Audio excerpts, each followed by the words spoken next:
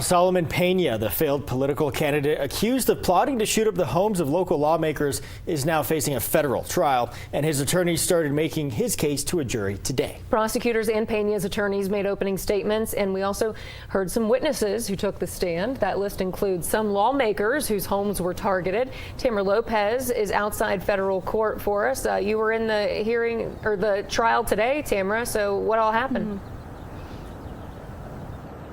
Yeah, so two county commissioners, Adrienne Barbeau and Stephen Michael Quesada, testified today. Barbeau's house was shot at, but Quesada's was not. However, both were set to certify the election results where Peña lost.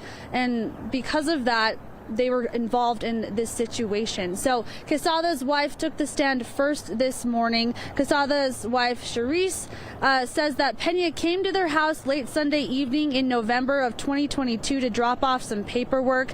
She thought it was pretty unusual for a constituent to come to their private home for county matters. Stephen Michael Quesada says he called Peña the day after because that paperwork that he was asking for, in that paperwork that Peña was asking for a recount of Peña's 2022 state representative race. Quesada was not at the election certification meeting, but did get a text from Peña that day saying, quote, "No one's going to hurt you. My boys will protect you."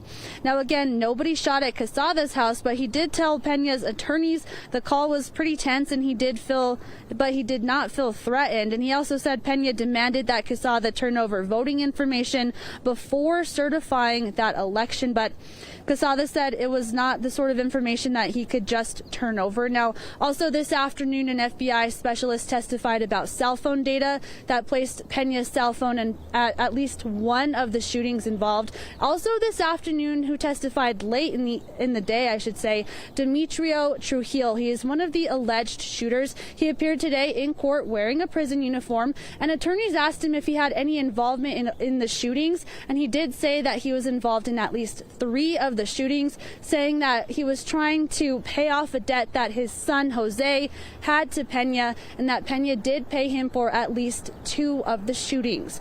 Now, if Peña is convicted, he could face up to life in federal prison. So we'll continue to keep monitoring this case as it progresses. Back to you.